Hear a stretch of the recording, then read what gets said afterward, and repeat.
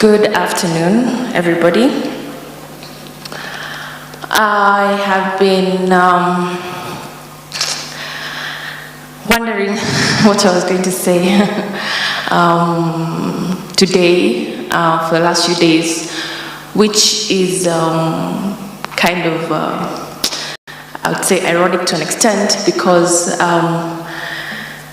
the number of scares that we've had for my dad in terms of death scares have just been so many, to the point that at some point I would have dreams of this moment, standing before people and talking at his funeral on a daily basis. Started in 2017 after the election period,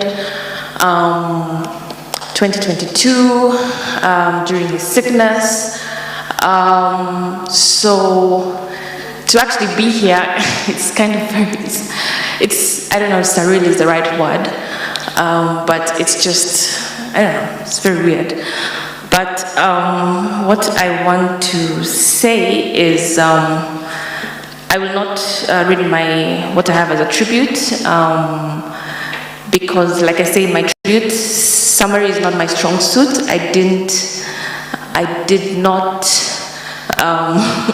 write it from beginning to end. I don't know how my brothers were able to do that and have themes. I've just been reading their tributes and they're pretty good. But mine, he was able to talk, which the doctors found remarkable. As always, he's an overachiever. So after 2-3 days, the first conversation I'm able to have with him now after surgery, and I ask him, how are you? How are you feeling? How does it feel to have something, your removed from your head? And the first thing he asked me was, how was your presentation? I was like, it's okay. Did you prepare for it? I was like, yeah. I was like, yeah. I hope you made the family proud. I was like, yeah, I did well. So my dad, he wanted us to proceed with our lives, to still continue doing better, being better. During his entire sickness, he was given a few months to live, but I recall him saying, this sickness is not going to beat me, I'm going to fight it, and he did. So he opened a whole home gym. He was in the gym every morning, every evening. He was taking his medicine time. He was, doing everything, eating healthy. And then he beat it for a while until it recurred again in November of 2023.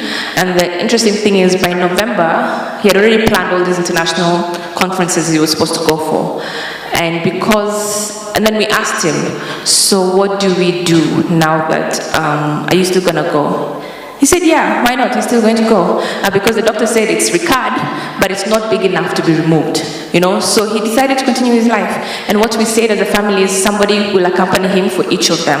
So I recall I accompanied him to Portugal, and that was one of the first ones he did after his brain surgery.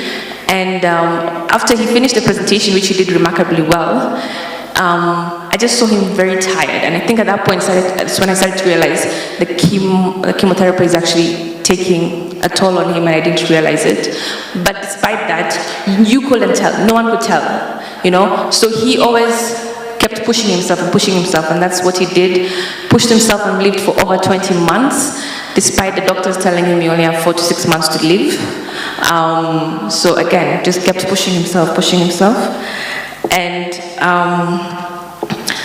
his positivity, his drive, his confidence is what pushes me as well to just continue doing better, to continue being better, to live to the expectations that I have set for myself.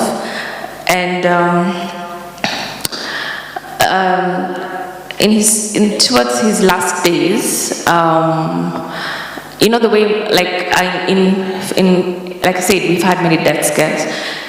Leave alone the elections. It was April 2023, and then around October 2023, I was with him. I was home because Mom had traveled.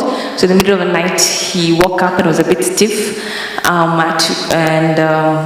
So we were told that was now another problem. Apparently he was having a seizure. At that point I didn't know, but somehow my brother and I Googled that when this happens, you're supposed to increase this anti-seizure medicine, and we did. And when we went to hospital the next day, the doctor said, you guys actually, like you did what I would have said you'll have done.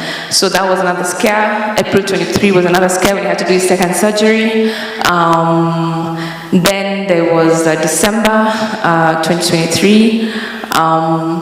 And then there was more recently, February 2020, sorry, there was December 2024, April 2024, December 2024, and more recently February 2025, when he was admitted in hospital, again at ICU. I think this was like his third or fourth time in ICU.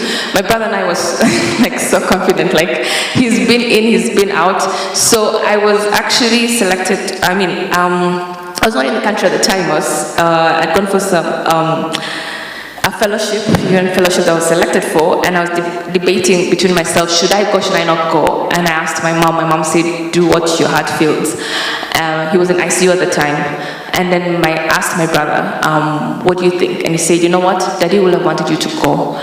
And besides, the number of times he's been in and out of ICU, I mean, he always scares us and then he comes back. So he's going to come back.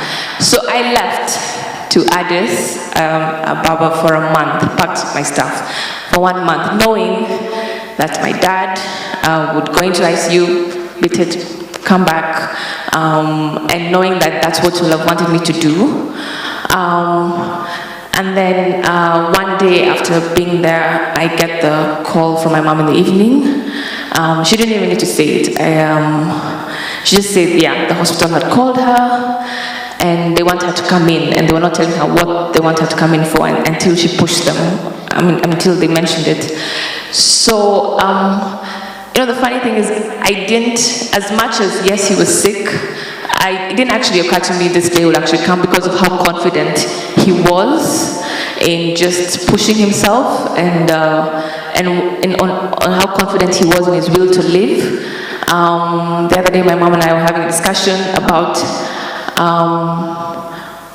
maybe, I don't know, talk of universe or whatever, maybe I needed to leave the country for him to go. I don't know, because I don't know. It just, yeah, because it's not making sense to me how I left. But at that point, I just knew he was going to be okay.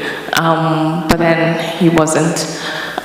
So, yeah, but what I want you to take, I guess, away from this, and for me, I think to my dad, he was not just a father, he was literally the best father anybody could ever ask for. The best father any daughter could ever ask for. I'm so grateful for him. It's sad losing him at 63. Of course, you want him to be there for you in your future. You want him to be there to see your grandchildren. That's one thing my brothers and I guess, were not able to give him before he passed. But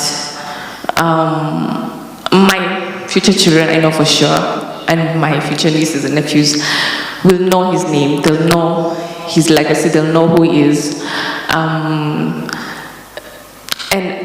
I will, yeah. Sorry, I don't know how to conclude. I'll probably just keep going. So I'm just gonna say to Daddy, I think rest well. As much as you have been sick for some time, you'd expect it to be, okay, I don't think it can be easier, but it's still hard. And I guess he needed to rest. Maybe I didn't take that into, consideration. I just wanted him to be here.